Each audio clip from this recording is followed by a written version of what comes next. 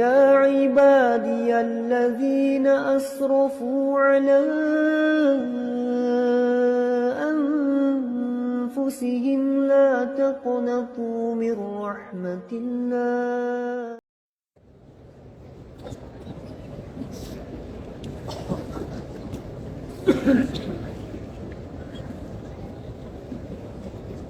بسم الله الرحمن الرحيم.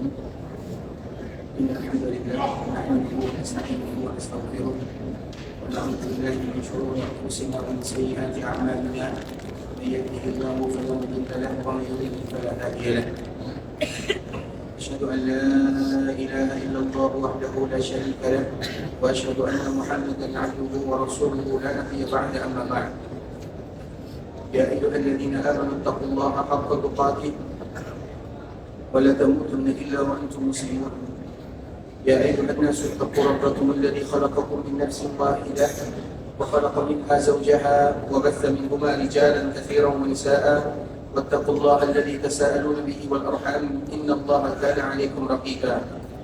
يا أيها الذين آمنوا اتقوا الله وقولوا قولا سديدا يصلح لكم أعمالكم ويغفر لكم ذنوبكم ومن يطع الله ورسوله فقد فاز فوزا عظيما.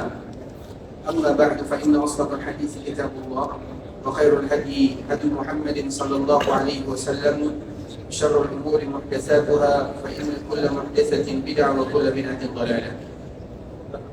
إخوة الإسلام، saudara kaum muslimin, para tamu Allah rahimani wa rahimakumullah. Alhamdulillah, Allah Subhanahu wa taala kembali memberikan kepada kita kesempatan dan kesehatan bisa berkumpul di dalam masjid Rasulullah sallallahu alaihi wasallam guna dan tujuan membacakan ayat-ayat Al-Quran ataupun hadis-hadis Rasulullah sallallahu alaihi wasallam. Karena sebagaimana yang disebutkan oleh Rasulullah sallallahu alaihi wasallam, majtama'a qaumun fi baitin min buyutillah yatluna kitaballah wa yatadarasunahu fima bainahum. Tidak ada suatu kaum yang mereka berkumpul di dalam rumah Allah Subhanahu wa taala, kemudian mereka membaca Al-Quran dan mereka bertadarus dengannya, saling memberikan pelajaran dengan Al-Quran, mengambil istinbat, memahami maknanya, illa nazalat alaihim sakinah, kecuali Allah Subhanahu wa taala akan turunkan ketenangan dan kenyamanan kepadanya. Sehingga apabila ada di antara kita yang sedang gelisah, apabila ada di antara kita yang menghadapi masalah, maka di antara salah satu solusinya duduk di dalam rumah Allah Subhanahu wa taala dengan mendengarkan ayat-ayat Allah Subhanahu wa taala ataupun juga dengan hadis-hadis Rasulullah sallallahu alaihi wasallam. Karena hadis Nabi sallallahu alaihi wasallam menyebutkan illa nazalat alaihim sakinah, kecuali Allah Subhanahu wa taala akan turunkan ketenangan kepada mereka, tenang hidupnya. Dan siapa pula yang tidak akan tenang ketika mereka mendengarkan ayat-ayat Ar-Rahman, ketika mereka mendengarkan hadis-hadis Rasulullah sallallahu alaihi wasallam.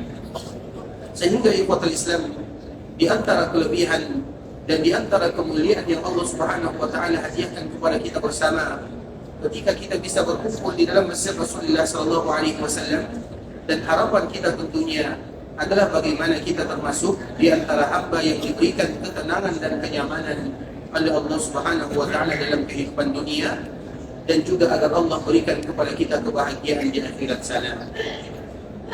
Kemudian salawat beriringkan salam semoga senantiasa tercurahkan junjungan alam Nabi kita yang mulia, uswah dan qudwah kita bersama Muhammad bin Abdullah sallallahu alaihi wasallam. Di antara kewajiban yang tidak boleh kita lalaikan, tidak boleh kita lupakan, adalah mengucapkan salawat kepada Rasulullah sallallahu alaihi wasallam.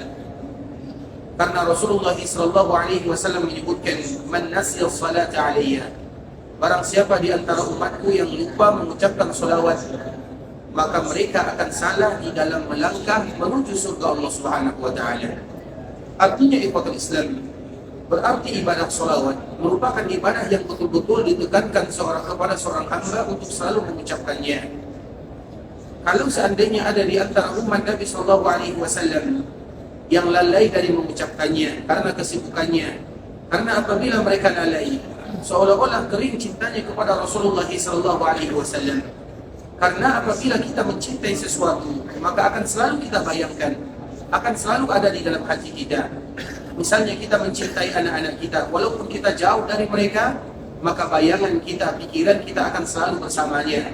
Misalnya sekarang kita pergi ke Mekah dan Madinah, kita tinggalkan keluarga, kita tinggalkan anak-anak, kita cinta kepada mereka semuanya, dan di dalam doa kita akan selalu ada nama mereka. Itu yang namanya cinta. Begitu juga cinta kepada Rasulullah SAW.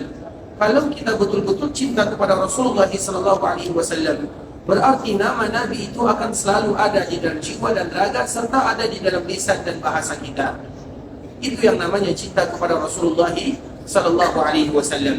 Kalau seandainya kita sudah mulai melupakan Nabi SAW, di saat itulah cinta kita sudah mulai kering kepada Nabi SAW, dan tidak ada obatnya kecuali dengan memakmurkan lisan dan lidah, senantiasa mengucapkan salam dan salawat kepada junjungan kita bersama Muhammad bin Abdullah SAW. Makanya di dalam riwayat yang lain Nabi SAW menyebutkan, minal jafa an uzkara inda rajul falam yusalli alaih. Di antara bentuk keringnya cinta seorang hamba kepada Nabi yang mulia SAW adalah ketika mereka mendengarkan nama Nabi Muhammad disebutkan, maka lisan mereka tidak bergerak mengucapkan salam dan salawat kepada Rasulullah SAW. Dan kita tidak mau termasuk hamba yang kering cintanya kepada baginda Nabi yang mulia SAW. Sebagaimana Nabi menyebutkan kita sebagai umatnya dalam setiap doanya, maka demikian juga keadaan kita sebagai umat Nabi SAW menyebutkan nama Nabi SAW dalam kehidupan. Di antara bentuk kalimat yang selalu tidak pernah dilupakan oleh Nabi adalah mendoakan umatnya. Di dalam sebuah hadis yang dibawakan oleh Imam At-Tabrani dari ibunda kita Aisyah radhiyallahu taala anha, Aisyah minta didoakan kepada nabinya, "Ya Rasulullah, ud'ullah li." Wahai Rasulullah, kata ibunda kita Aisyah, doakan diriku. Kemudian Nabi SAW tidak mungkin menolak permintaan orang yang paling dia cintai. Seketika Nabi SAW mengangkat kedua tangannya, bermohon kepada Allah. Banyak permohonan dan permintaan Nabi SAW. Di antara salah satu doa yang dipanjatkan oleh Nabi kepada Allah, "Ya Allah, ampunkan dosa Aisyah, ampunkan dosa yang pernah dia lakukan, ampunkan dosa yang akan dia lakukan, ampunkan dosanya ya Allah." Itu merupakan doa Nabi SAW kepada ibunda kita Aisyah radhiyallahu taala anha. Dikala Aisyah mendengarkan Nabi mengucapkan kalimat yang mulia ini, maka dia bahagia, dia bangga, dia tersenyum.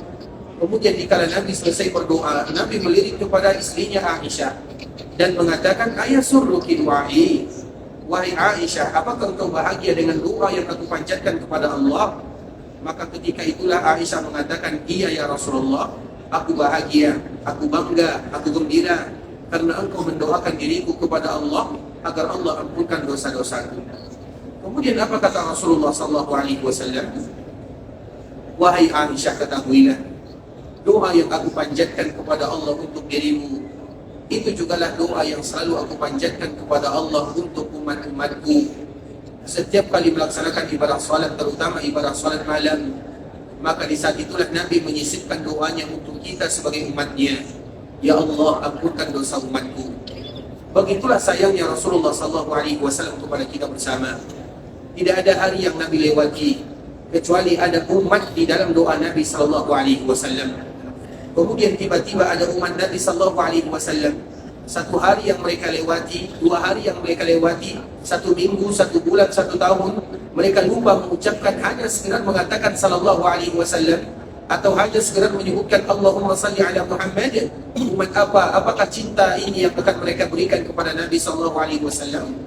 Maka dengan itulah Nabi menyebutkan, minal jafa an uzkar inda rajul falam yusalli alaihi. Bentuk kurang cintanya seorang hamba kepada nabinya, bentuk keringnya cinta, sudah mulai rapuh cinta tersebut yang diberikan kepada Nabi SAW adalah ketika ada nama Nabi disebutkan, maka lisan kita tidak lagi mengucapkan sallallahu alaihi wasallam. Oleh karenanya ikhwatul Islam, kita tidak termasuk atau kita tidak ingin menjadi orang-orang yang rapuh cintanya kepada Nabi. Kita tidak ingin cinta kita kepada Nabi menjadi gersang. Kita inginkan cinta kita selalu mekar, berkembang di dalam jiwa dan raga. Dan di antara salah satu bentuknya, jangan pernah melewatkan hari kecuali di sana ada kalimat salam dan salawat kepada Nabi sallallahu alaihi wasallam. Allahumma salli ala Muhammad wa ala ali Muhammad كما صليت على إبراهيم وعلى آل إبراهيم إنك حميد مجيد اللهم بارك على محمد وعلى آل محمد كما باركت على إبراهيم وعلى آل إبراهيم إنك حميد مجيد. Dan salawat yang diucapkan oleh seorang umat kepada Nabi sallallahu alaihi wasallam di antara salah satu kemuliaan yang Allah berikan adalah dimanapun mereka berada, maka salawat itu akan sampai kepada baginda Nabi yang mulia sallallahu alaihi wasallam. Dikala kita berada di Madinah, kita bersalawat kepada Nabi, maka sampai kepada Rasulullah sallallahu alaihi wasallam. Dikala kita berada di daerah kita masing-masing, kemudian kita bersalawat kepada Nabi, maka sampai salawat tersebut kepada Nabi sallallahu alaihi wasallam. Dimanapun kita berada, maka salawat itu sampai kepada baginda Nabi yang mulia. Dan di antara salah satu perbedaan salawat dengan ibadah yang lainnya, ikhwatul Islam, kalau kita melakukan ibadah yang lain, siapa di antara kita yang bisa menjamin ibadahnya diterima oleh Allah? Tidak ada. Siapa di antara kita yang bisa menjamin ibadahnya langsung diangkat oleh Allah? Karena ibadah itu, ikhwatul Islam, ilaihi yas'adul kalimut thayyib. Allah menyebutkan kepada Allah lah akan diangkat setiap ibadah yang kita lakukan. Ketika kita salat, diangkat oleh Allah salat tersebut. Ketika kita puasa, diangkat puasa tersebut oleh Allah. Ketika kita zakat, berbakti, melakukan kebaikan, setiap ibadah itu akan diangkat oleh Allah Azza wa Jalla. Dan ibadah itu tidak akan bisa terangkat kalau seandainya ada penghalangnya. Seperti misalnya ada di antara kita yang berdoa siang dan malam, salat 5 waktu, berpuasa Senin Kamis, rajin beribadah, rajin melakukan ketaatan, namun dia durhaka kepada orang tuanya. Bagaimana akan terangkat amal ibadahnya? Begitu juga dikala ada orang yang rajin beribadah, namun dia tidak lagi berbicara dengan saudara dan saudarinya, dengan pamannya, dengan bibinya, dengan rahimnya. Karena Allah menyebutkan, Allah tidak akan mengangkat satu jengkal pun dari ibadah yang dilakukan seorang hamba kalau mereka memutuskan hubungan rahimnya.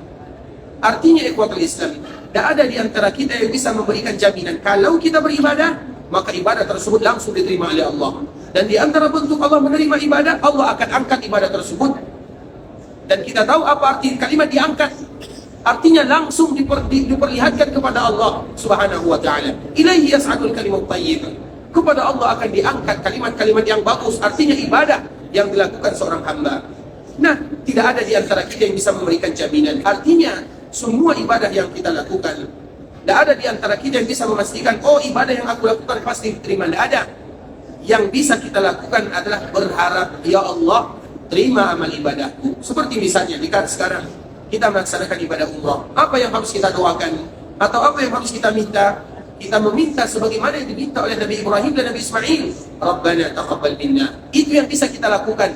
Ya Allah, terima apa yang kami lakukan. Sedangkan memberikan jaminan, tidak ada yang memberikan jaminan. Tidak ada satupun makhluk yang memberikan jaminan kepada dirinya, jangankan kepada orang lain.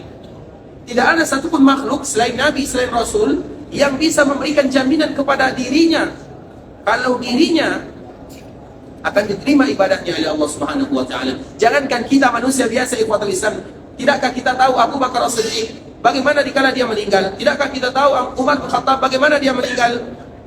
Mereka menyebutkan, ikhwatul Islam, ya Allah, kalau seandainya engkau tidak memaafkan diriku, maka aku akan seperti ini dan seperti itu. Padahal Abu Bakar, Umar, Utsman, Ali bin Abi Thalib radhiyallahu ta'ala anhum ajma'in, tidak ada di antara mereka yang bisa memberikan jaminan terhadap dirinya. Padahal Allah sudah memberikan jaminan kepada mereka.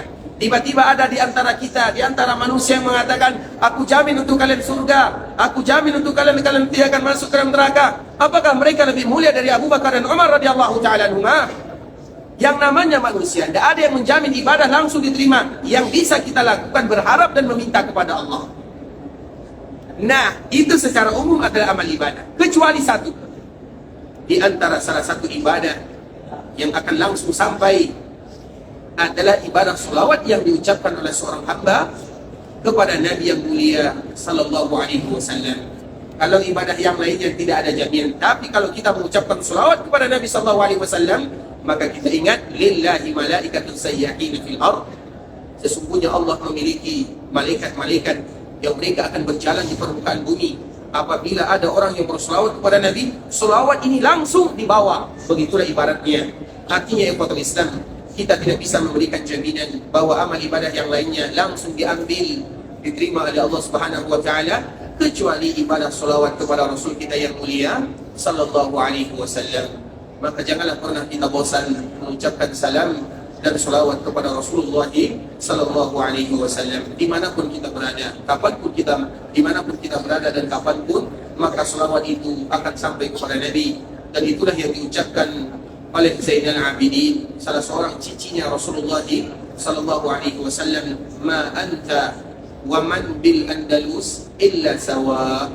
Tidaklah kamu yang ada di Madinah dan kamu yang ada di Andalusia kecuali sama. Artinya dimanapun mereka mengucapkan salawat, maka salawat itu akan sampai kepada Rasulullah sallallahu alaihi wasallam.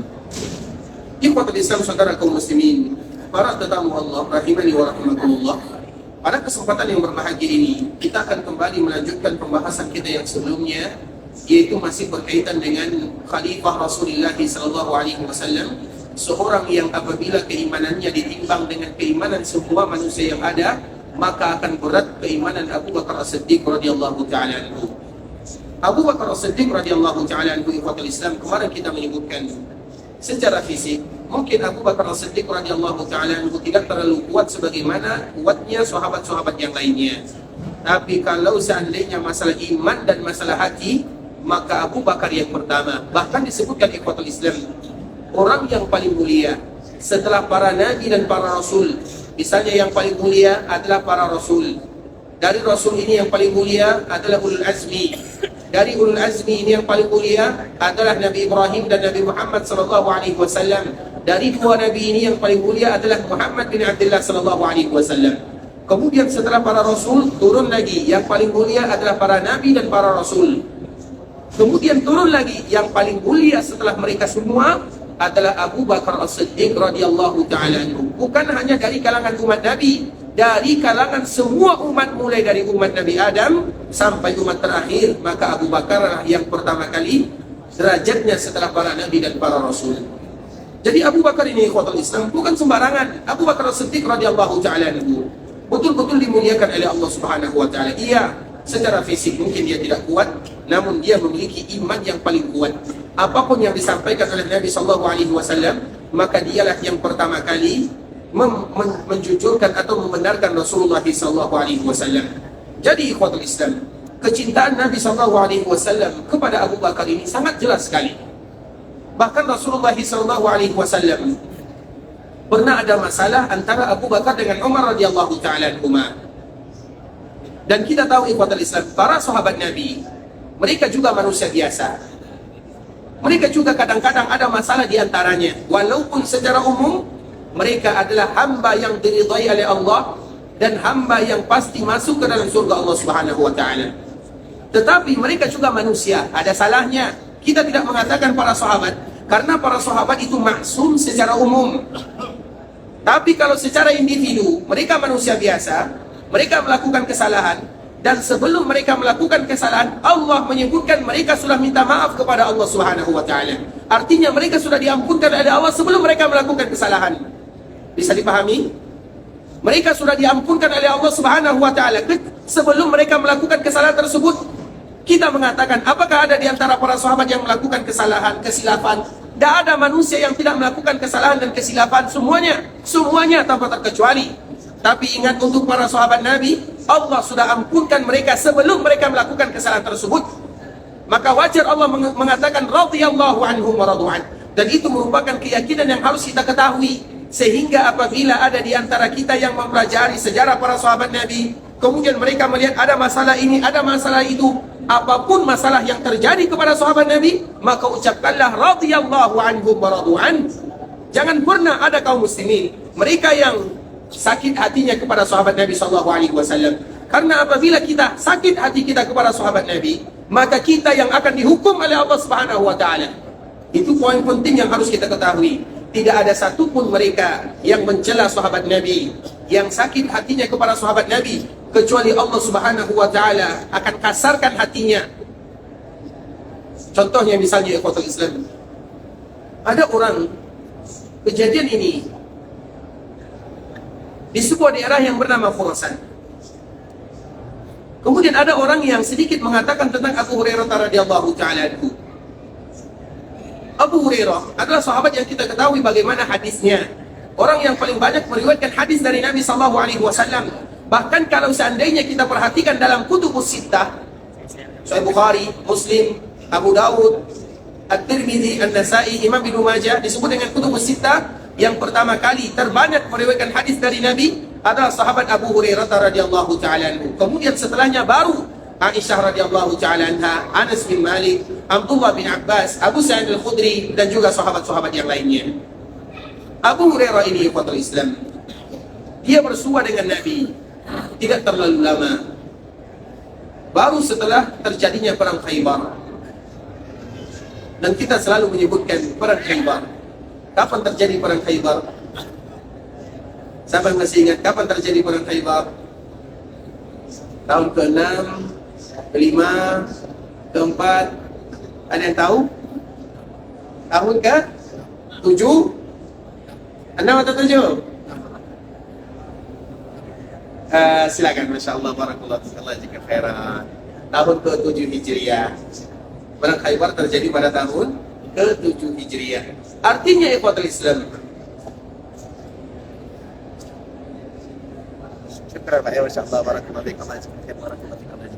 perang Khaybar ini ikhwatul Islam terjadi pada tahun ke-7 Hijriah. Artinya, berapa lamakah kira-kira Abu Hurairah bersua dengan Nabi sallallahu alaihi wasallam? Berapa tahun dia bersama Nabi? 4 tahun, karena Nabi wafat pada tahun tahun 12 atau tahun 13? 12 atau 13? 12? Tahun 11. Baik, ikhwatul Islam, Nabi wafat pada tahun 11 sallallahu alaihi wasallam. Intinya ikhwatul Islam, berarti Abu Hurairah radhiyallahu taala anhu bersua dengan Nabi tidak sampai 4 tahun. Karena Nabi wafatnya di tahun 11 di awalnya, di bulan Rabiul Awal. Berarti masih 3 bulan. Berarti kurang lebih Abu Hurairah bersua dengan Nabi 3 tahun lebih sedikit. Tapi dialah setiap kali kita baca hadis maka kita akan jumpai Abu Hurairah dari Abu Hurairah dari Abu Hurairah. Nah, ada sebagian mereka yang ada di Khurasan dulunya, dia nggak tahu kenapa dia tidak suka kepada Abu Hurairah. Kemudian dikala disebutkan hadis Nabi SAW, maka dia bertanya, hadis ini siapa yang meriwayatkannya? Maka orang yang tadi menyebutkan dari Abu Hurairah, karena memang tidak ada hadis kecuali rata-rata dari Abu Hurairah, dan kita tahu itu semua. Kemudian di kota Islam, kemudian dia pun mulai mengatakan kata-kata yang kurang bagus. Baru dia selesai mengucapkan kata-kata ini di kota Islam, maka keluar ular yang sangat besar mengejarnya. Orang lain tidak tahu dari mana asalnya ular ini. Dia pun lari, ular ini mengejarnya sampai dia lari sangat jauh. Maka ada di sana orang yang mengatakan, bertaubatlah kepada Allah, bertaubatlah kepada Allah. Jangan hina Abu Hurairah, bertaubat kepada Allah. Maka dia pun menyebutkan, tubtu ilallah, tubtu ilallah. Aku tidak akan pernah lagi mengatakan kata-kata yang kurang baik terhadap Abu Hurairah. Semenjak dia mengucapkan tubtu, maka ular yang tadi mengejarnya hilang. Artinya ikhwatul Islam, itu baru di dunia Allah Subhanahu wa taala berikan pelajaran. Tak boleh bagi kita kaum muslimin ketika kita belajar tentang sahabat Nabi, kecuali hati kita ini harus bersih. Setiap kali apapun yang terjadi di antara mereka, terutama setelah Nabi wafat. Kita tahu setelah Nabi wafat ada kejadian ini, ada kejadian itu, ada kejadian ini. Maka ingat, mereka adalah radhiyallahu anhum wa radu anhu. Belajar tentang sejarah mereka untuk mengetahui sejarah tidak masalah. Tapi dikala kita membahas tentang sejarah mereka, kemudian ada rasa di dalam hati kita, maka tidak usah kita belajar tentang sejarahnya. Daripada hati kita nanti dikasarkan oleh Allah Subhanahu wa taala. Bukan berarti kita tidak menyuruh kita belajar tentang sejarah sahabat Nabi. Karena ada sebagian kaum muslimin dikala mempelajari sejarah sahabat Nabi SAW, yang mereka cari adalah masalah-masalah yang terjadi, masalah antara Ali dengan ibunda kita Aisyah, terjadi masalah Ali dengan Muawiyah. Itu yang mereka cari, sehingga di dalam hatinya ada rasa kasarnya. Kalau itu tujuan kita, tidak usah kita pelajari. Tapi kalau seandainya setiap kita pelajari hanya ingin mengetahui bagaimana faktanya, siapa yang benar, siapa yang salah, maka itu tidak menjadi masalah. Dan kita tetap mengucapkan kepada semuanya tanpa kita membedakan satupun, radhiyallahu anhum wa radu anhu. Itu wajib hukumnya bagi kita kaum muslimin terhadap sahabat Nabi SAW. Artinya ikhwatul Islam, sahabat Nabi punya salah, biasa, manusia. Tidak ada di antara manusia yang tidak punya salah. Tapi mereka sudah diampunkan oleh Allah sebelum mereka berbuat salah. Itu perbedaan antara para sahabat Nabi dengan kita. Sedangkan kita tidak ada jaminannya. maka dikala tidak ada jaminannya, setiap kali itu pula kita harus selalu mengucapkan Astaghfirullah wa atubu ilaih, Astaghfirullah wa atubu ilaih, Astaghfirullah wa atubu ilaih, agar Allah pun ampunkan dosa kita sebagaimana Allah ampunkan dosa sahabat-sahabat Nabi yang mulia radhiyallahu ta'ala anhum ajma'in. Kemudian ikhwatul Islam, terjadi masalah antara Abu Bakar dengan Umar bin Khattab radhiyallahu ta'ala anhu. Yang salah itu adalah Abu Bakar As-Siddiq. Sudah jelas-jelas yang salah itu adalah Abu Bakar As-Siddiq. Bukan berarti dikala Abu Bakar salah, maka tadi kita menyebutkan iman Abu Bakar itu mengalahkan semua iman yang ada. Iya, tapi Abu Bakar salah biasa, karena itu juga sebagai manusia biasa. Nah, terjadi masalah antara Abu Bakar dengan Umar, padahal mereka sahabat senior Nabi SAW. Ada masalah, kalau tidak salah ikhwatul Islam, mungkin masalah perkebunan. Intinya ada masalah. Yang salah itu adalah Abu Bakar. Kemudian dikala Abu Bakar salah, dia datang kepada Umar. Coba bayangkan, baru saja dia merasa bersalah, dia bersalah, maka dia langsung datang kepada Umar. Tujuannya bukan untuk mengata-ngatai Umar atau memarahi Umar, tapi minta maaf kepada Umar bin Khattab, karena dia mengeluarkan Abu Bakar radhiyallahu ta'ala anhu. Dikala dia salah, dia mengeluarkan kata-kata yang kasar kepada Umar bin Khattab radhiyallahu ta'ala anhu. Karena dikala kita marah, kita tidak tahu apa kalimat yang kadang-kadang keluar dari lisan kita. Maka Nabi berpesan, la taghdab, jangan kalian marah. Wal kadhiminal ghaiz, mereka yang berusaha menahan amarahnya. Artinya ikhwatul Islam, kalau sudah marah, maka kita tidak tahu kadang apa keluar kalimat-kalimat yang keluar dari lisan. Nah, Abu Bakar dikala dia marah, maka ada kalimat yang kasar keluar dari mulutnya kepada Umar bin Khattab radhiyallahu ta'ala anhu. Kemudian setelah dia sadar akan kesalahannya, dia langsung minta maaf. Kemudian dikala dia minta maaf, dia datang kepada Umar, wahai Umar, maafkan diriku. Silahkan kamu memarahi diriku sebagaimana aku memarahi dirimu. Qisas kalau bahasa kitanya. Kemudian ikhwatul Islam, Umar tidak mau. Umar tidak mau membalasnya. Kemudian apa kata Abu Bakar As-Siddiq? Wahai Umar, balas sebagaimana yang aku lakukan terhadap dirimu. Lakukan sebagaimana yang aku lakukan. Balas wahai Umar. Umar tidak mau. Kemudian Abu Bakar kembali mengulang yang ketiga kalinya, kalau kamu tidak mau membalasnya, maka akan aku kadukan kepada Rasulullah SAW. Padahal yang salah siapa? Abu Bakar As-Siddiq radhiyallahu ta'ala anhu. Kemudian dia minta Umar untuk membalasnya. Dia minta maaf, kemudian balas supaya imbang. Kemudian yang ketiga Abu Bakar menyebutkan, kalau kamu tidak mau membalasnya, aku akan mengadu kepada Nabi SAW. Maka Umar tidak mau membalasnya. Pada akhirnya Abu Bakar pergi kepada Nabi. Kemudian setelah Abu Bakar sampai kepada Nabi, Umar pun akhirnya menyesal. Kenapa tadi aku tidak melakukan apa yang diperintahkan oleh Abu Bakar As-Siddiq radhiyallahu ta'ala. Begitulah sahabat Nabi. Jikalau mereka melakukan kesalahan, mereka itu adalah orang yang paling cepat menyadari kesalahannya. Dan itulah sifat yang tidak dimiliki oleh manusia yang lainnya. Mereka salah iya, tapi mereka yang paling cepat minta maaf atau kembali menyadari apa yang telah mereka lakukan.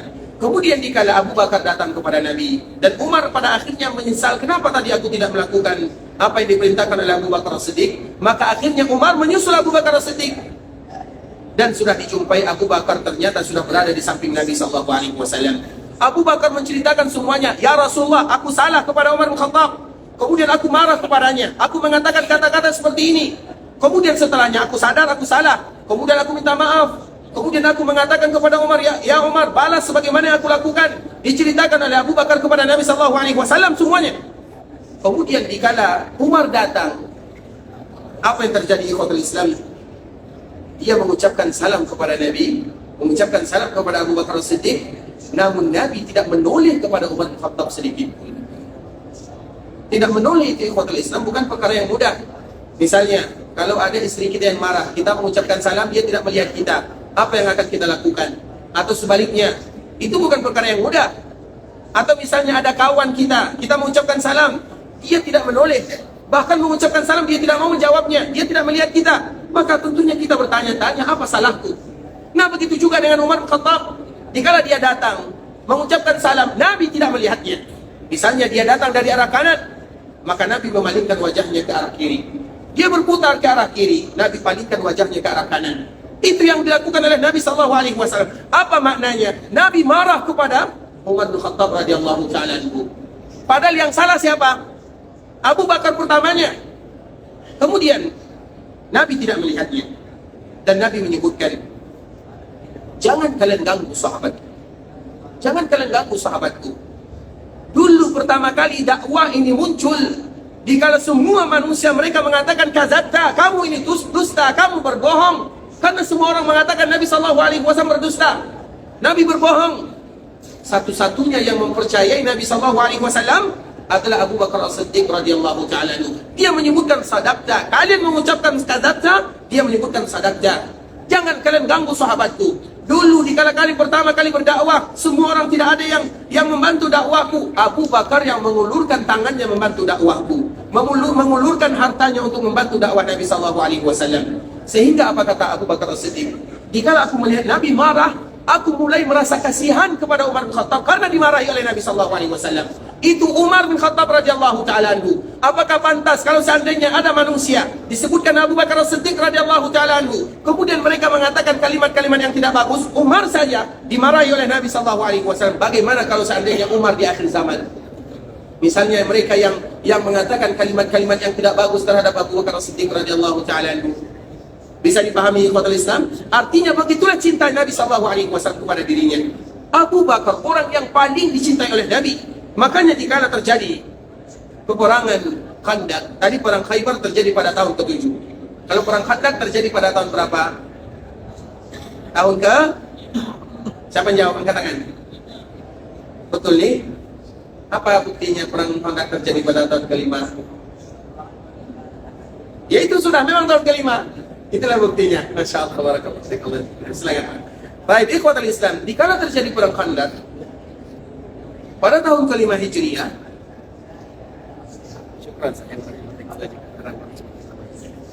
perang Khandaq ini ikhwatul Islam dikala terjadi, ada sahabat yang bertanya kepada Nabi, ya Rasulullah, man ahabbun nasi ilaik?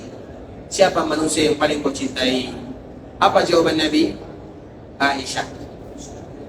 Kemudian sahabat ini kembali bertanya, ya Rasulullah, yang aku maksud adalah siapa orang yang paling kau cintai dari kalangan laki-laki?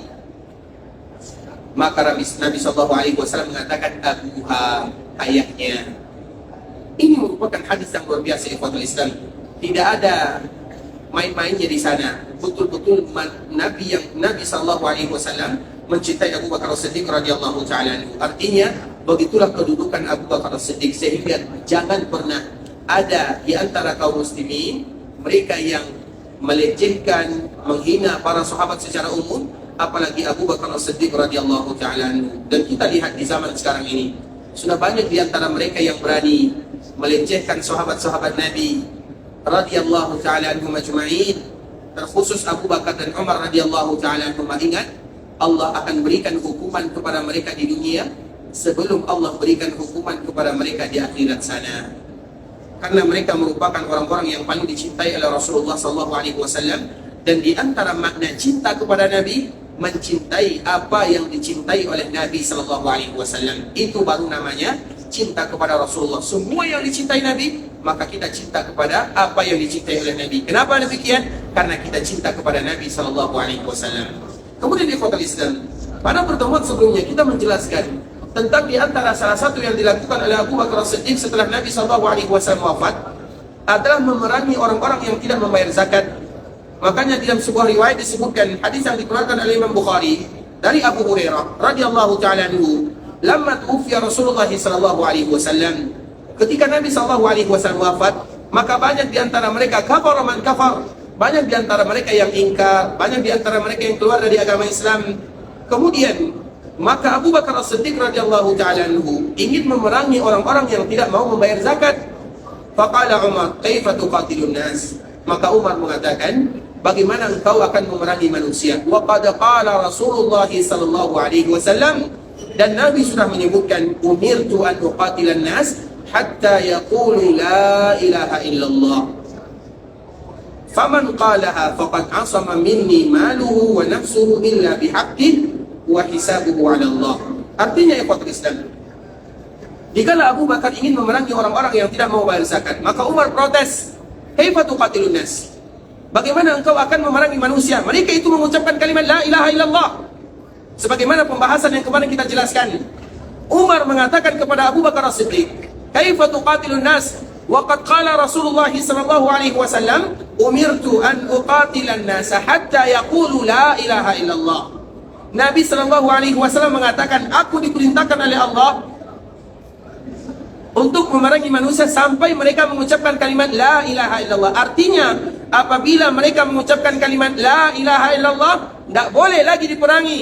Makanya Umar mengatakan, "Kaifa tuqatilun nas?"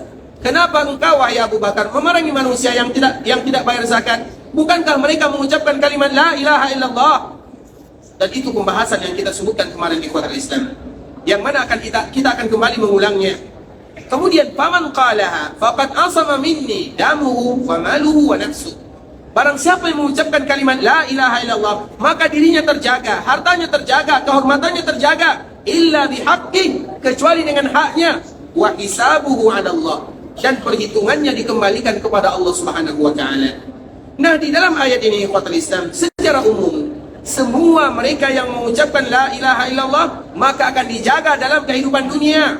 Namun harus kita ingat akhir daripada hadis ini, wa hisabuhu 'ala Allah, dan perhitungannya dikembalikan kepada Allah. Artinya apa? Berarti akan banyak di antara mereka yang mengucapkan kalimat la ilaha illallah namun mereka tidak jujur di sana, sehingga dikembalikan perhitungannya kepada Allah, karena Allah yang paling tahu siapa yang mengucapkan kalimat la ilaha illallah benar-benar dan siapa yang mengucapkan kalimat la ilaha illallah karena bisa jadi penipuan. Sehingga ikhwatul Islam, kemarin kita telah menjelaskan, apakah setiap mereka yang mengucapkan kalimat la ilaha illallah pasti ada jaminan masuk ke dalam surga?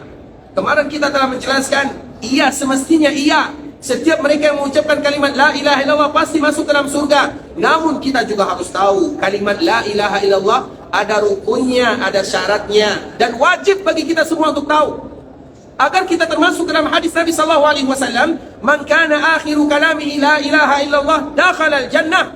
Siapapun yang akhir ucapannya la ilaha illallah, maka pasti masuk surga. Sebesar apapun dosanya, sebanyak apapun maksiatnya, ujung-ujungnya maka pasti dia masuk ke dalam surga. Itulah makna daripada hadis Nabi sallallahu alaihi wasallam. Namun kita harus ingat, selama mereka mengetahui rukun dan syaratnya, sehingga dikala kita mengucapkan kalimat la ilaha illallah, maka harus kita melalui tahapan yang pertama, rukunnya. Kita harus yakin tidak ada ilah yang berhak disembah, tidak ada satupun di dunia.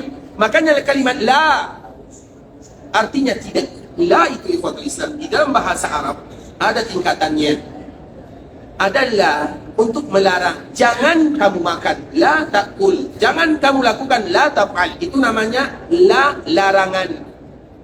Dan biasanya larangan, apabila kita dilarang, kemungkinan untuk dilanggar ada atau tidak? Ada atau tidak? Ada, banyak. Karena masih ada larangannya, jangan lakukan, masih juga ada di antara mereka yang melakukannya. Tapi di dalam kalimat la ilaha illallah, bukan larangan, bukan la nahi, bukan la dilarang, tapi kalimat la ilaha illallah, la-nya adalah la nafi. Ada la nahi, ada la nafi. La nahi masih ada kemungkinan dilanggar, sedangkan la nafi tidak ada kemungkinan untuk dilanggar. Artinya peniadaan itu lebih tinggi daripada jangan. Kalimat jangan itu masih rendah, tapi apabila disebut dengan la nafi, maka itu betul-betul tidak ada lagi harapan yang kedua. Artinya la ilaha, betul-betul tidak ada ilah sama sekali yang berhak disembah. Ilah selain Allah banyak, tapi yang berhak disembah tidak ada kecuali Allah Subhanahu wa taala. La ilaha illallah, kecuali Allah. Artinya itulah merupakan rukun daripada kalimat la ilaha illallah. An-nafyu wal isbat, kita nafikan semua sesembahan yang ada. Wal isbat, kita tetapkan hanya satu sembahan saja, yaitu Allah Subhanahu wa taala. Dan semua kita mungkin berada di dalam kalimat ini, dan kita semuanya tahu ini namanya rukun. Nah, ikhwatul Islam, yang lebih berat daripada itu adalah syaratnya. Kita juga harus tahu, kemarin kita menyebutkan bahwa la ilaha illallah rukunnya ada, dan la ilaha illallah adalah kuncinya surga, dan setiap kunci itu ada giginya. Maka disitulah para ulama menyebutkan gigi la ilaha illallah itu kuncinya adalah syaratnya. Disitulah syaratnya disebutkan oleh para ulama, la ilaha illallah untuk semua kita ikhwatul Islam. Jangan kita anggap remeh kalimat la ilaha illallah, kalimat yang sangat indah. Bahkan suatu ketika kalimat la ilaha illallah ini bukan hanya untuk umat Nabi Muhammad sahaja, untuk semua umat, untuk semuanya. Makanya di zaman Nabi Isa, Nabi Musa alaihi salam, di zaman Nabi Musa meminta kepada Allah, ya Allah, ajarkan kepadaku zikir khusus. Ajarkan kepadaku zikir khusus yang tidak disebutkan oleh umat-umat yang lainnya, atau tidak disebutkan oleh orang lainnya. Kemudian apa kata Allah Subhanahu wa taala? Ucapkanlah la ilaha illallah. Apa jawaban Nabi Musa? Ya Allah, semua umat mengucapkan kalimat la ilaha illallah, semuanya. Dan aku ingin yang lebih khusus lagi. Kalau ada di antara kita yang ingin mencari zikir khusus, inilah dia jawabannya. Tidak perlu cari kemana-mana. Jawabannya ada di dalam kalimat yang disampaikan oleh Allah kepada Nabi Musa. Maka Nabi Musa mengatakan, ya Allah, ajarkan kepadaku zikir khusus. Maka Allah menyebutkan, ucapkan la ilaha illallah. Ya Allah, semua umat mengucapkan yang demikian. Karena Nabi Musa ingin lagi lebih khusus. Maka apa kata Allah Subhanahu wa taala? Wahai Musa,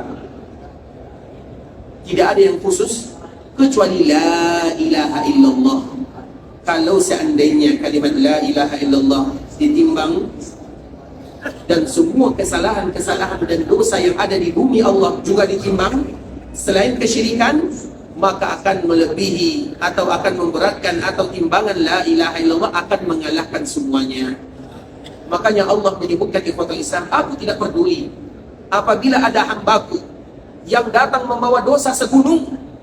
Mereka membawa dosa sama banyaknya dengan buih-buih yang ada di lautan. Siang berdosa, malam berdosa, siang melakukan maksiat, malam juga melakukan dosa. Kalau seandainya demikian, selama mereka tidak melakukan kesyirikan dan mereka mengucapkan la ilaha illallah, la ubali, aku tidak memperdulikannya. Artinya aku akan hapuskan semua kesalahannya. Maka kalimat la ilaha illallah bukan kalimat sembarangan yang diucapkan di ikhwatul Islam. Kalimat la ilaha illallah disebutkan oleh Nabi apabila kalian merasa iman kalian turun, iman kalian kendor, maka ucapkanlah la ilaha illallah. Kalimat la ilaha illallah, kalimat yang akan bisa merubah semuanya. Misalnya kita contohkan hadis Nabi SAW menyebutkan kepada kita bersama, di antara tempat yang paling disukai oleh Allah adalah masjid. Tempat yang paling disukai oleh Allah Subhanahu wa taala masajiduha. Ahabbul biqa' ila Allah masajiduha. Tempat yang paling disukai oleh Allah adalah masjidnya, dan tempat yang paling dibenci oleh Allah adalah pasarnya. Itu hadis Nabi sallallahu alaihi wasallam. Makanya pasar itu ajang, momen, tempat orang melakukan dosa dan kesalahan dengan penipuan, curangan, curang dalam menimbang, menipu dalam berbahasa, tidak jujur di dalam menjual, tidak jujur di dalam membeli. Kita tahu semuanya bagaimana pasar. Sehingga pasar itu secara umum adalah tempat yang paling tidak disukai oleh Allah Subhanahu wa taala. Namun ketika kita berada di kota Madinah, mana yang lebih banyak, di dalam Masjid Nabawi atau di mallnya? Nah, kita sendiri. Makanya selalu disebutkan di ikhwatul Islam, melaksanakan ibadah umroh ini tidak terlalu berat. Hanya 1 hari selesai. Yang berat itu adalah oleh-olehnya. Bolak-balik ke pasar, cari ini, cari itu. Berarti artinya kita lebih banyak di pasar daripada di masjidnya. Mau tidak mau, percaya atau tidak, itu faktanya. Namun di ikhwatul Islam, secara umum Nabi SAW menyebutkan tempat yang paling disukai oleh Allah adalah masjid. Tempat yang paling tidak disukai oleh Allah adalah pasarnya. Nah, dan kita butuh kepada pasar. Tidak ada di antara kaum muslimin kecuali mereka akan memasukinya. Bukan berarti kita dilarang. Namun Nabi memberikan solusi. Apabila seseorang masuk pasar, artinya masuk ke dalam tempat yang paling tidak disukai oleh Allah, kemudian dia mengucapkan kalimat la ilaha illallah. La ilaha illallah wahdahu la syarika lah, lahul mulku wa lahul hamdu yuhyi wa yumiit wa huwa hayyun la yamut wa huwa ala kulli syai'in qadir. Maka tadi tempat yang paling tidak disukai oleh Allah akan berubah. Untuknya, coba bayangkan, untuknya alfi hasanah, 1000 kebaikan. Berapa 1000 kebaikan? 1 juta. Untuknya dihapuskan 1000 kesalahan. Untuknya diangkat 1000 pahala dan derajat. Padahal itu adalah tempat yang tidak disukai oleh Allah, namun akan berubah dengan kita mengucapkan kalimat La ilaha illallah. Setiap kaum muslimin, apabila kita memiliki toko, kita seorang pedagang, misalnya kita ada ruko, ada tempat di mana kita berjualan, maka jangan bakhil. Catat di toko kita tersebut La ilaha illallah wahdahu la syarika lah, lahul mulku wa lahul hamdu yuhyi wa yumiitu wa huwa hayyun la yamut wa huwa ala kulli syai'in qadir. Sehingga setiap kali ada yang masuk ke toko kita, mereka melihat kalimat ini, kemudian mereka baca, kita dapat pahala, mereka dapat pahala. Tadi tempat yang tidak disukai oleh Allah, sekarang akan menjadi berkah dan mendapatkan pahala yang luar biasa. Bisa dipahami? Dan rata-rata semua kita adalah seorang pedagang. Banyak di antara kita yang berdagang kerjanya. Apa salahnya kita mencantumkan hadis Nabi SAW? Makanya di antara kelebihan di sini, ikhwatul Islam, ada kelebihan kita ambil, kita manfaatkan. Kalau di mall, di tempat-tempat penjualan, itu disebutkan. Pasti kalau kita masuknya disebutkan, ucapkan kalimat La ilaha illallah, kemudian disebutkan keutamanya. Kalian akan mendapatkan ini, akan mendapatkan itu. Alangkah indahnya kalimat-kalimat seperti ini. Kenapa kita tidak bisa melakukan yang demikian? Hanya sekedar tulisan saja, walaupun hanya dengan kertas yang kecil, atau kalau bisa dengan kalimat yang besar, dan setiap kaum muslimin yang membacanya, kita dapat pahalanya. Artinya ikhwatul Islam, kita tidak membahas yang seperti ini, namun yang kita bahas adalah bagaimana mengubah sesuatu yang tadi tidak bagus menjadi indah dengan ucapan La ilaha illallah. Maka Nabi Musa meminta kepada Allah, Ya Allah, ajarkan kepada kalimat khusus. Allah mengatakan, tidak ada lagi yang khusus kecuali kalimat La ilaha illallah. Kalau ada di antara kita yang ingin berzikir khusus, maka ucapkanlah La ilaha illallah. Tidak ada lagi kalimat yang singkat daripada kalimat La ilaha illallah. Ucapkanlah selalu kalimat La ilaha illallah. Maka pernah di dalam sebuah hadis ikhwatul Islam, hadis ini terkenal dengan hadis sahifah. Sahifah itu artinya lembaran, disebut dengan hadis sahifah. Di akhirat ada orang yang didatangkan oleh Allah Subhanahu wa taala, dan dia adalah orang yang paling banyak dosa dan kesalahannya. Dia memiliki 99 sijilat. Sijilat itu artinya sijil. Kalau orang-orang Melayu, mereka tahu arti sijil. Kalau orang-orang kita mungkin kurang sebagian tahu. Sijil itu artinya catatan. Dia memiliki 99 sijilat. Sijilat itu catatan seperti ini misalnya. Semua catatannya dosa-dosa, maksiat-maksiat, kemungkaran, kefasikan, semuanya. Itu catatannya. Kemudian dikala dihadirkan di sisi Allah Subhanahu wa taala, ini ditimbang amalannya. Maka ditimbang 99 sijilat. Kemudian diletakkan. Maka tentunya sijilat ini akan berat. Dan dia tahu bagaimana dosanya, bagaimana kesalahannya. Kemudian apa kata Allah Subhanahu wa taala? Wahai fulan, hari ini engkau tidak akan pernah terzalimi. Ini catatan kesalahanmu. Apakah kamu masih memiliki kebaikan? Maka orang tersebut mengatakan, Ya Allah, aku tidak lagi punya kebaikan. Dan dia sudah sadar dia akan masuk dalam neraka Allah Azza wa Jalla. Tidak ada tempat lari, tidak ada lagi pilihan. Kemudian apa kata Allah? Hari ini kamu tidak terzalimi. Kamu masih punya satu kebaikan dalam sijil yang lain, dalam catatan yang lain. 99 catatan, kemudian ada satu catatan. Satu catatan dan berbanding dengan 99 catatan. Kalau menurut kita ikhwatul Islam, maka tidak akan mungkin satu catatan ini bisa mengalahkan catatan yang 99 yang penuh dengan dosa dan kemaksiatan. Tidak mungkin. Namun Allah menyebutkan, kamu hari ini tidak terzalimi. Ini catatanmu, ini sijilmu. Kemudian dia lihat, La ilaha illallah, Ya Allah. Tak mungkin kalimat satu catatan ini, kalimat La ilaha illallah bisa mengalahkan kalimat yang, atau sijil yang 99 ini. Kemudian ikhwatul Islam, apa kata Allah? Engkau tidak akan terzalimi. Maka diletakkan di dalam timbangan yang lainnya. 99, yang satunya diletakkan kalimat sijil La ilaha illallah. Apa yang terjadi? Maka yang tadi kalimat La ilaha illallah mengalahkan semua kesalahan-kesalahan yang 99 catatan ini.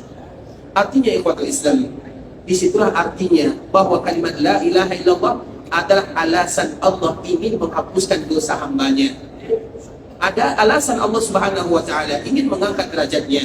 Apa salahnya dikala kita berjalan, dikala kita mengendarai kendaraan, dikala kita misalnya tidak ada kesibukan, kita mengucapkan La ilaha illallah, apa salahnya? Tidakkah kita menginginkan membiasakan diri mengucapkan kalimat La ilaha illallah? dengan kalimat la ilaha illallah. Jangan kita anggap remeh ikhwatul Islam. Makanya di dalam hadis ini disebut dengan hadis bitaqah. Hadis ini hadis yang sangat mulia sekali. Iya, dalam satu sisi ini adalah harapan bagi seorang hamba di kala mereka mengucapkan kalimat la ilaha illallah. Namun dalam sisi lain tidak boleh seorang hamba mereka menganggap dosa dan kesalahan yang mereka lakukan. Artinya ikhwatul Islam, kalimat la ilaha illallah merupakan kalimat yang sangat mulia. Tapi ingat, kalimat la ilaha illallah tidak akan berfungsi kalau kita tidak mengetahui syaratnya dan kalau kita tidak mengamalkan syaratnya. Ada orang yang tidak tahu syaratnya, dan kami rasa kita di sini mungkin tidak ada di antara kita yang menghafal syaratnya, tapi kita tahu konsekuensinya. Karena tujuan menghafal mengetahui syaratnya bukan mengetahui, tapi mengamalkannya. Ada orang di antara kita yang tidak tahu hukum sholat tahajud misalnya. Dia tidak tahu apa hukumnya, tapi dia tidak pernah meninggalkan sholat tahajud. Mana yang lebih mulia? Karena tujuan mengetahui itu ada untuk mengamalkan, bukan hanya sekedar mengetahui saja. Bisa dipahami? Ada orang yang tidak tahu. Kita contohkan orang tua kita terdahulu. Mereka tidak tahu apa syarat la ilaha illallah, tapi mereka melakukan konsekuensinya. Makanya di sinilah ikhwatul Islam, alhamdulillah Allah mudahkan kita untuk mengetahuinya. Di saat itulah kita harus mengetahui untuk lebih mengokohkan kalimat la ilaha illallah, sehingga nanti connect, ada fungsinya. Setiap kali kita mengucapkannya kita sadar ada ini di dalamnya, ada itu di dalamnya. Maka disitulah para ulama menyebutkan ikhwatul Islam, dan semua syarat la ilaha illallah ini ada di dalam ayat-ayat Al-Quran. Misalnya contoh sebuah ayat yang semua kita hafal, fa'lam annahu la ilaha illallah. Bukan ayat yang hanya sekedar dibaca. Fa'lam, Allah menyebutkan ketahuilah. Artinya bukan hanya sekedar mengucapkan. Makanya tadi kita menyebutkan yang mengucapkan la ilaha illallah banyak. Salah satunya orang yang diperangi oleh Abu Bakar As-Siddiq. Mereka mengucapkan la ilaha illallah. Umar mengatakan, kaifa tuqatilun nas? Waqad qala an-nabiy sallallahu alaihi wasallam, umirtu an uqatilan nas hatta yaqulu la ilaha illallah. Wahai Abu Bakar, kenapa engkau memerangi manusia yang mengucapkan kalimat la ilaha illallah? Padahal Nabi mengatakan kalau mereka sudah mengucapkan kalimat la ilaha illallah, mereka akan terjaga. Kamu memeranginya. Seolah-olah itu yang disebutkan oleh Umar bin Khattab radhiyallahu ta'ala. Namun Abu Bakar adalah orang yang paling faqih dari kalangan para sahabat Nabi yang mulia radhiyallahu ta'ala anhum ajma'in. Abu Bakar itu ulamanya dari kalangan sahabat Nabi. Mungkin dia sedikit meriwayatkan dari hadis dari Nabi SAW, tapi dia adalah orang yang paling faqih terhadap agama. Yang tahu hadis ini adalah Abu Bakar As-Siddiq radhiyallahu ta'ala. Dia lebih tahu daripada Umar bin Khattab radhiyallahu ta'ala. Makanya ikhwatul Islam, Umar protes tentunya sesuai dengan keilmuan yang dia tahu. Maka di sanalah Abu Bakar tetap melakukan memerangi orang-orang yang tidak bayar zakat, karena dia ada sambungan di belakangnya, illa bihaqqih wa hisabuhu 'ala Allah. Artinya berarti tidak semua yang mengucapkan kalimat la ilaha illallah secara otomatis mereka langsung masuk ke dalam surga, sampai mereka melakukan kewajiban-kewajiban haknya kalimat la ilaha illallah. Rukun telah kita ketahui. Sekarang syaratnya. Syarat la ilaha illallah ikhwatul Islam, yang pertama ilmu. Fa'lam annahu la ilaha illallah. Ketahuilah, artinya kita harus tahu tentang la ilaha illallah. Makanya ikhwatul Islam, orang Quraisy, coba bayangkan, Nabi berdakwah di Mekah berapa tahun lamanya? 13 tahun lamanya. Dikala mereka diperintahkan oleh Nabi, katakanlah la ilaha illallah. Ketika mereka tidak mau ikut kepada Nabi, mereka tidak akan pernah mengucapkan kalimat la ilaha illallah. Karena orang Arab, di antara salah satu sifatnya adalah hitam-hitam, putih-putih. Kemunafikan itu baru ada di kala terjadinya perang Badar. Sebelum terjadi perang Badar, berarti 15 tahun lamanya mereka beriman kepada Nabi. Kalau tidak beriman kepada Nabi, selesai. Tidak ada di antara mereka mengucapkan kalimat la ilaha illallah kemudian mereka ingkar kepada Nabi. Tidak ada. Makanya mereka tahu, artinya mereka tahu apa konsekuensinya. Kalau mereka sudah mengucapkan kalimat la ilaha illallah, maka mereka harus loyal kepada Nabi. Mereka harus membela agama Allah dengan jiwa, hartanya, dengan semuanya. Makanya dikala mereka tidak mau, mereka tidak mau. Tidak ada di antara mereka yang berbasa-basi. Hitam-hitam, putih-putih. Kapan baru ada basa-basinya? Basa-basi itu baru ada di kala kaum muslimin diberikan kemenangan oleh Allah di dalam surat atau setelah terjadi perang Badar. Maka kita kenalah dengan orang yang disebut dengan munafikun. Munafikun itu bahasa kitanya basa-basi. Dia menyebutkan kalimat la ilaha illallah, tapi hatinya dengki, hasad dan iri kepada Nabi dan juga kepada kaum muslimin. Makanya ikhwatul Islam, kita harus mengetahui syaratnya. Yang pertama ilmu, kita harus mengetahui. Yang kedua yakin. Kita harus yakin. Ada namanya syakkakun. Syakkakun itu artinya orang yang ragu-ragu. Islam tidak ada keraguan di dalamnya. Apabila ada orang yang ragu, maka mereka tidak termasuk ke dalam ranah Islam. Tidak ada ragu, tidak boleh ragu kita dalam agama. Ada yang bertanya, Islam ini benar atau tidak? Tidak mulai ragu. Maka di saat itulah ucapkanlah la ilaha illallah. Tidak boleh kita ragu di dalam agama. Makanya harus yakin. Ikhlas. Orang yang mengucapkan kalimat la ilaha illallah tentunya ikhlas. Tidak sama dengan orang-orang munafikun. Sidqun, mereka harus jujur. Mahabbatun, mereka harus cinta. Ilmun, yaqinun, ikhlasun, sidqun, qabul, mereka harus menerima.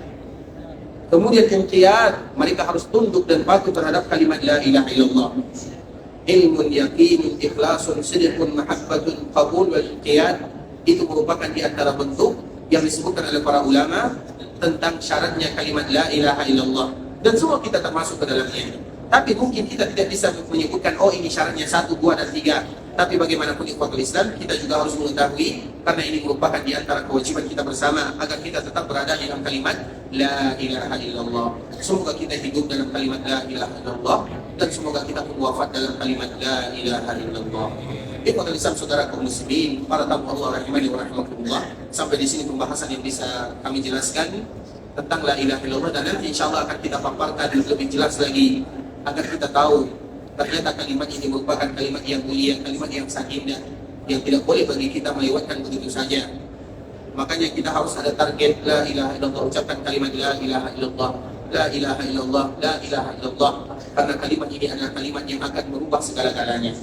Setiap kalimat ini masuk, maka dia akan menjadi mulia.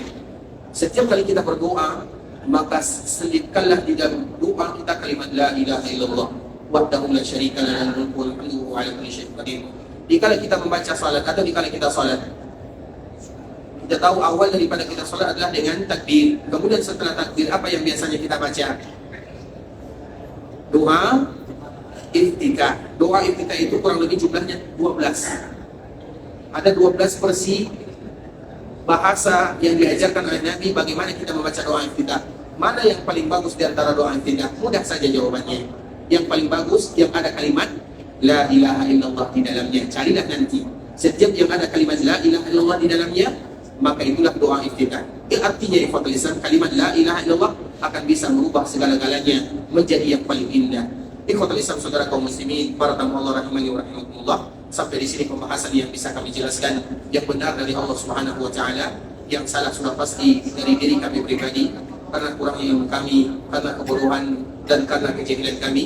Kami mohon dimaafkan kalau seandainya ada kata-kata yang salah, kata-kata yang kurang berkenan di hati, atau sesuatu yang kami salah di dalam memaparkan atau di dalam menyampaikannya. Dan tujuan kita tidak lain tidak bukan ketika kita menghabiskan waktu kita di dalam masjid Nabi Sallallahu Alaihi Wasallam adalah untuk mengetahui ayat-ayat Allah dan juga hadis-hadis Rasulullah Sallallahu Alaihi Wasallam. Maka di saat itulah wajar bagi kita dikala sampai di kota Madinah kita berbangga dengan pahala yang mulia. Dan di antara salah satu pahalanya hadis Nabi yang tidak ada duanya di dunia. Nabi menyebutkan dari Abu Hurairah yang dikeluarkan oleh Imam Ibnu Majah, "Man jaa masjidi hadza lam ya'tihi illa li khairin yata'allamuhu aw yu'allimuhu fa huwa bi manzilatil mujahidi fi sabilillah." Barang siapa di antara kaum muslimin datang ke masjidku, bukan hanya di kota Madinah, Nabi mengkhususkan masjidnya, dan ini masjid Nabi sallallahu alaihi wasallam. Kita duduk di dalam masjid Nabi sallallahu alaihi wasallam. Kemudian mereka melakukan kebaikan, belajar agama, baca Quran, baca hadis Nabi, maka mereka pada waktu itu sama dengan orang yang berjihad di jalan Allah Subhanahu wa taala. Dan semoga kita termasuk di antara hadis yang mulia ini. Kesempatan yang luar biasa jika kita berada di kota Madinah menjadi seorang yang berjihad di jalan Allah. Kalau kita di Mekah tidak disebutkan hadis seperti ini. Satu-satunya hadis di dunia di kota Nabi, di masjid Rasulullah sallallahu alaihi wasallam. Maka jangan pernah bosan menghabiskan waktu di dalam masjid Rasulullah sallallahu alaihi wasallam untuk belajar agama Allah Subhanahu wa taala. Kita tutup dengan Kita berharap kepada Allah agar Allah ampunkan dosa kita bersama, Allah mudahkan urusan kita, Allah lancarkan apa yang kita lakukan. Kalau ada di antara kita yang ingin pergi ke Mekah Mukarramah, semoga Allah terima semua amal ibadahnya, Allah kabulkan doanya, Allah jadikan umrah mereka adalah umrah yang mabrurah, sa'yun mashkur wa dzambun maghfur. Kalau ada di antara kita yang ingin pulang ke kampung halaman, semoga Allah mudahkan perjalanan, lancarkan urusan, kembalikan mereka bersama keluarganya dalam keadaan sehat walafiat, dan semoga Allah kembali memberikan kepada kita rezeki untuk mengunjungi tanah haram Makkah dan Madinah. Kita tutup dengan mengucapkan doa kafaratul majlis. Subhanakallahumma wa bihamdika asyhadu an la ilaha illa anta subhanaka inna kunna minadh dhalimin. Wa sallallahu wa sallim ala nabiyyina Muhammadin wa ala alihi wa sahbihi wa sallam tasliman katsira. Assalamualaikum warahmatullahi wabarakatuh.